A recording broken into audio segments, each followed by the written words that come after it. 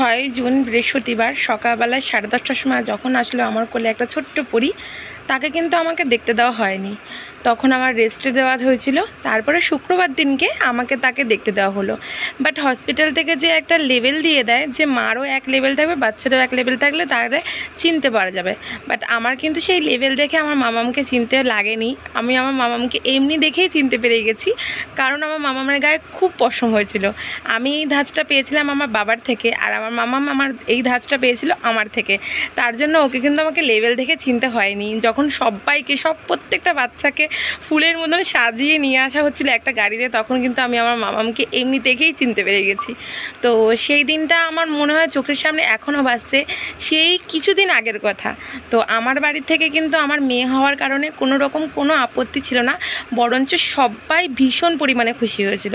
আমার শ্বশুরবাড়ি থেকে আমার প্রথম মেয়ে হওয়াতে প্রচুর পরিমাণে খুশি হয়েছিল আমার শ্বশুর, শাশুড়ি, আমার বাড়ির লোকেরা এবং আমার হাজব্যান্ড। তো আমার হাজব্যান্ড কিন্তু আমার মেয়ে হওয়াতে প্রচুর পরিমাণে খুশি হয়েছিল, তাতে আমার কোনো রকম কোনো অসুবিধা হয়নি। আর এই যে আজকে তার বার্থডে, তো এই যে সে বসে আছে এক পা দুপা করতে করতে, আজ সে 10 ইয়ার্স কমপ্লিট করলো। তো আজকে কিন্তু আমার মাথার উপর ভীষণ পরিমাণে চাপ, সকাল থেকেই ভীষণ পরিমাণে চাপ, কারণ আজকে আমার প্রিন্সেসের বার্থডে। তো আমাকে তো সব কিছু করতেই হবে।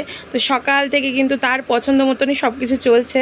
আর এখন তো সন্ধ্যাবেলা ফ্রেন্ডসরা আসবে, তো তাদেরকেও আদর যত্তর করতে হবে, আপ্যায়ন করতে হবে ভালো করে।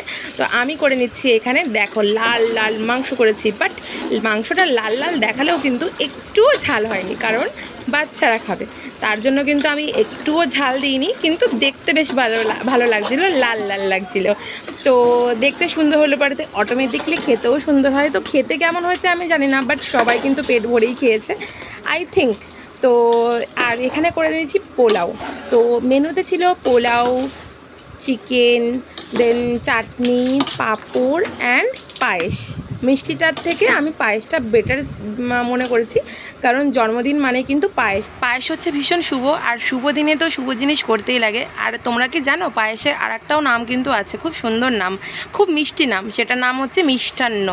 তো আমি কিন্তু এখানে মামামের সব গেস্টরা আসার আগেই তাড়াতাড়ি করে রান্নাটা কমপ্লিট করতে চাইছিলাম। তার জন্য বিকেল থেকেই আমি রান্নাটা স্টার্ট করে দিয়েছিলাম, যাতে মিনিমাম 9টার আগে আমার রান্নাটা হয়ে যায়। কারণ ওরা আস্তে আস্তে 8টা সাড়ে 8টা তো বাজবেই, আর কেক কাটতে কাটতে 9টা বাজবে।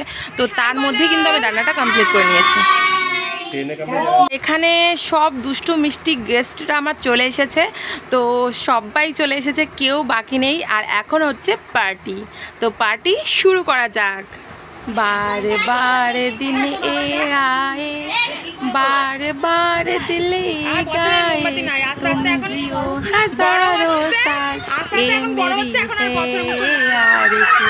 Happy birthday to you, happy birthday to you, happy birthday, happy birthday, happy birthday to you, happy birthday to you mamma, many many happy returns of the day. আমার সোনা, প্রত্যেকটা বাচ্চাই হচ্ছে এক একটা ফুলের মতন, এত সুন্দর হয়। তো সবাইকে এতগুলো ফুল আজকে একসাথে থেকে মানে ভীষণ পরিমাণে ওরা নিচে থেকে আনন্দ করছে, এনজয় করছে, এটাই অনেক। মানে একটা বাচ্চা জন্মদিন হলে পরে যে অনেকগুলো বাচ্চা আনন্দ করতে পারে, এটাই কিন্তু খুব ভালো লাগে। আর দেখো সেলিব্রেশন তো খুব সুন্দরভাবেই হলো। আর এখন হচ্ছে খাওয়া দাওয়ার পালা। তো অনেকে কিন্তু খেয়ে চলে গেছে, তখন আমি ভিডিও করতে পারিনি, কারণ ওদের দেওয়া থেওয়া ওই দিকের খুব ব্যস্ত ছিলাম। পাঁপড় ভাজতে হয়েছিল লাস্টের দিকে, তার জন্য খুব ব্যস্ত ছিলাম, তার জন্য ভিডিওগুলো করতে পারিনি। অনেকে চলে গেছে, আর অনেকে খাচ্ছে, আবার অনেকে বসে আছে খাটের উপর, খাওয়া দাওয়া তাদের হয়নি। তো এই যে খাওয়া দাওয়া পর্ব চলছে, তো দেখতে থাকো। আচ্ছা একে রাইস দাও, একে রাইস দাও। আমার এত ঠান্ডা লেগেছে না, আমি সারাদিন কথা বলি না। বলেছি কি আমার সাথে কথা বলবি না ছিল। তোদেরকে দেখি একটু কথা বলতে ইচ্ছা করি। কথা নয়।